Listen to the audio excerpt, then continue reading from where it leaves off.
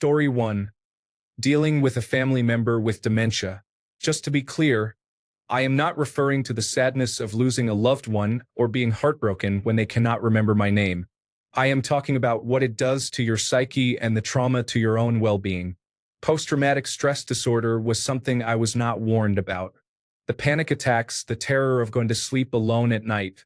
My career did not survive, my marriage did not survive, and I almost did not survive. It is better now, but it has been a difficult road. Story 2.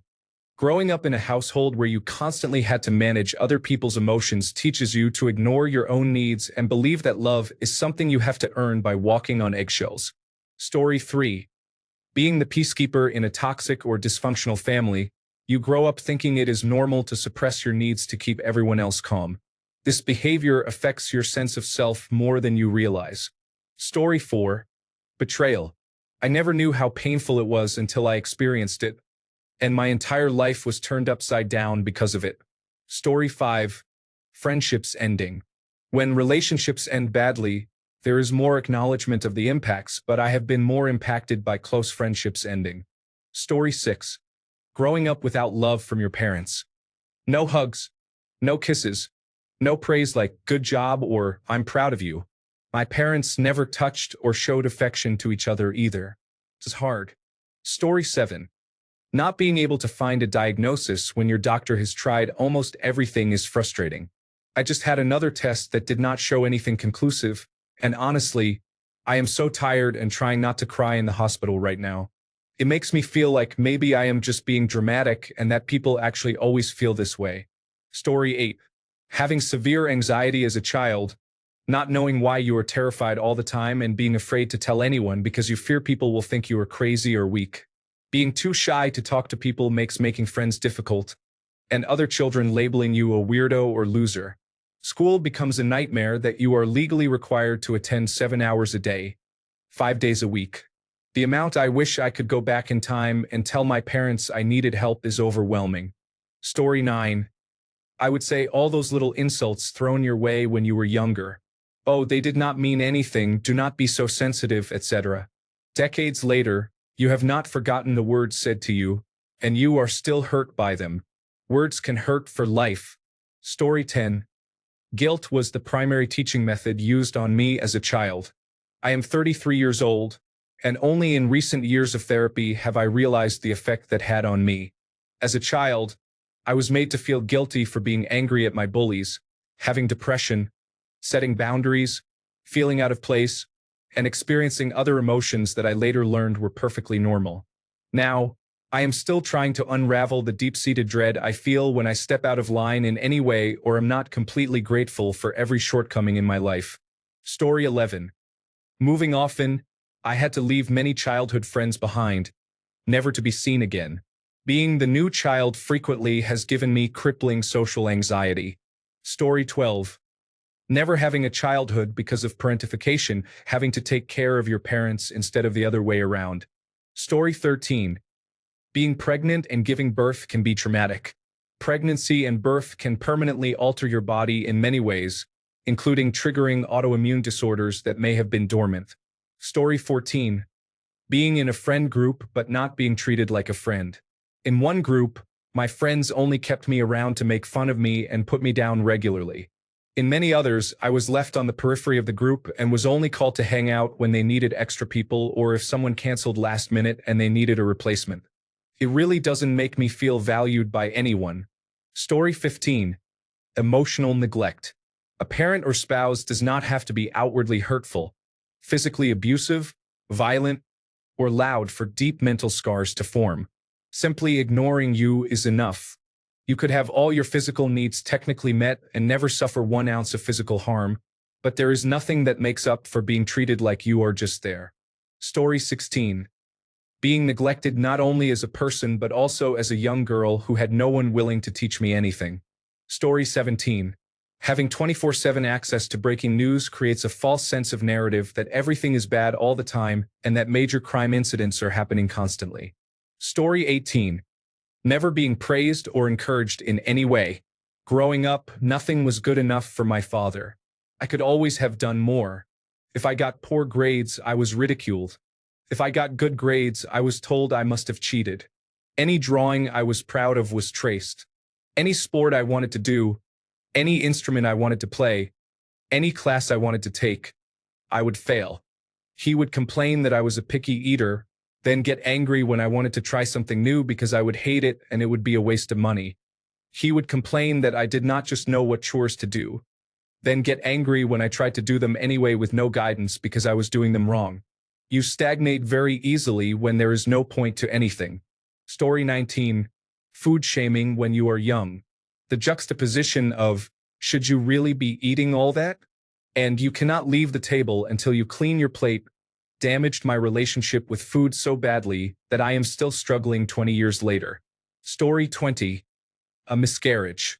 Before my wife had one, I had always imagined it as very early, just a clump of cells. But we had seen him moving around. We had heard his heartbeat. We had chosen a name. Story 21. Facing every kind of abuse as a child and always being told it was my fault. Then, as an adult, finding out everyone in the family knew about it and did nothing because I was a difficult child and it was not their business. Then being told I am in my 30s and I just need to get over it already. Story 22. Undiagnosed neurodivergence such as dyslexia, attention deficit hyperactivity disorder, dyspraxia, and autism is common. The theory is that the vast majority of prison inmates have some form of undiagnosed neurodivergent issue, as well as addicts and people with mental health problems. Growing up undiagnosed causes a tremendous amount of trauma that often cannot be repaired or overcome. Story 23. Parents who stay in unhealthy marriages just for their children teach them that it is better to remain in a bad relationship than to leave and be on their own. Story 24. Teasing by family members. Parents generally not liking their children because they are different. I grew up in a family where I was the subject of many jokes, and the family made a lot of unflattering impressions of me. It seems like society frowns on this much more than when I was growing up, which is good. Story 25. Being bullied by a sibling. People do not take it seriously because it is just kid stuff. But when you are a kid too, you are being tormented by someone bigger than you who lives in your house, so there is no escape. I told my husband recently some of the things my sister used to do to me. I had told him some things before, but I do not think I went into precise detail. For days afterward, he kept hugging me and saying, "You did not deserve that. It is not normal." Story 26. Not being able to afford medical care means you have to delay treatment, knowing it will get worse, but the need remains unchanged because you cannot afford it. Many people, especially around dental care, face this issue. Since dental care is often categorized separately from general medicine and health, there are generally far fewer options for assistance, even in emergency situations, at least in the United States. Here, you can go to the emergency room, be told that without immediate treatment the condition will be fatal, and then be sent home with instructions to see a dentist for treatment as soon as possible. Story 27. People need to realize that not every person is traumatized by the same things. Some are fine after a car accident. Others have severe trauma. We are not all the same. This is not a competition. Story 28. Living in a hoarder house has really affected me. It was not a full hoarder situation when I was a child, just embarrassingly cluttered. Now there is stuff stacked everywhere. I offer to clear it up or throw things out, but my mother has emotional attachments to items that are just junk. I worry that when my parents pass away, I might have to argue with my sister over getting rid of this stuff, or that I might be too old and weak to handle it myself. It feels like mortality turned into piles of tangible objects stacked everywhere. Both sets of grandparents' houses were the same way. Story 29. Childhood experiences. If it were as easy as saying, "You are an adult now, it has been a certain number of years, get over it," we would have done it by now. Story 30. Long-term cancer treatments, spanning a decade or more, are often viewed as leading either to death or remission. However, some patients have such aggressive cancer that only treatments which pause the disease are effective. The challenge is that no one knows how long this pause will last before the treatment stops working. Patients are essentially disabled by the damage caused from this prolonged battle. They try to live a normal life while managing their health, but there is constantly an underlying threat hanging over them. It is the trauma of a severe chronic illness. Story 31. Being told that you cannot leave the table until you finish everything on your plate.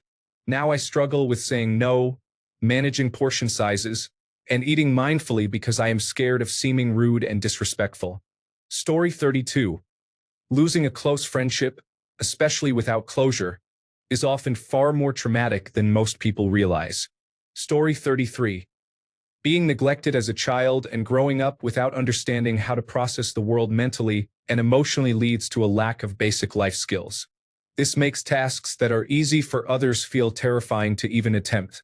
Story 34. One significant realization is the toll that autism masking takes on a person. Never knowing how you are supposed to act, not understanding why people think you are acting weird, angry, or disengaged. It is the emotional equivalent of living in a place where you can never learn the language, but nobody knows you are not from there. Story 35. Always being criticized by your family and never being understood. Being different from them and being treated as if it is not okay to be yourself, just because you are different from them. Story 36. I was 4 or 5 years old when I experienced abuse. I still remember everything clearly, and I am 39 years old now. However, the few people I have confided in have just told me to get over it because it happened years ago. Story 37. All traumatized people do not respond as the public has speculated. Healing is entirely individual and a remarkable achievement. I have been very fortunate to receive support from my grandparents and others who, through their struggles, gave me the courage to face my own. Still, it took at least 55 years to feel that the lessons of the struggle had lessened the pain. Ultimately, there is reason to be grateful that I survived. Millions never disclose their trauma, 90%. The public cannot truly understand how deeply trauma is unappreciated and misunderstood in our country. My heartfelt empathy and respect go to all survivors of childhood sexual abuse and all other forms of abuse. Story 38. You are going to laugh at me for this, but working in customer service, I still get intense nightmares about rush hours, abusive customers, understaffing, and unrelenting work that never feels fast enough even though you are doing everything you can. It has me waking up in a cold sweat. Story 39. Maybe something people realize is traumatic, but not how traumatic. Being restrained in the hospital. Being physically restrained in a psychiatric ward is one of the most dehumanizing and traumatic experiences a person can go through. It is not just about being held down or tied up. It is the complete loss of autonomy, the fear, the helplessness, and often the lack of explanation or consent. You are treated like a danger instead of a person in crisis. Even if staff believe they are keeping you safe, it can feel like punishment or control, not care. The psychological damage does not end when the restraints come off. For many people, it leaves lasting trauma, especially if you already have a history of abuse, post-traumatic stress disorder, or difficulty trusting others. There absolutely needs to be more focus on trauma-informed care in psychiatric settings. Story 40. Betrayal trauma. My partner of 12 years left me for my best friend of 10 years, and the grief has been almost unbearable. Weekly therapy since April has helped a lot, but I still do not feel like I will be completely whole again. Story 41. Chronic health problems are not caused by a single traumatic event. They result from repeated small traumas that teach you to act differently.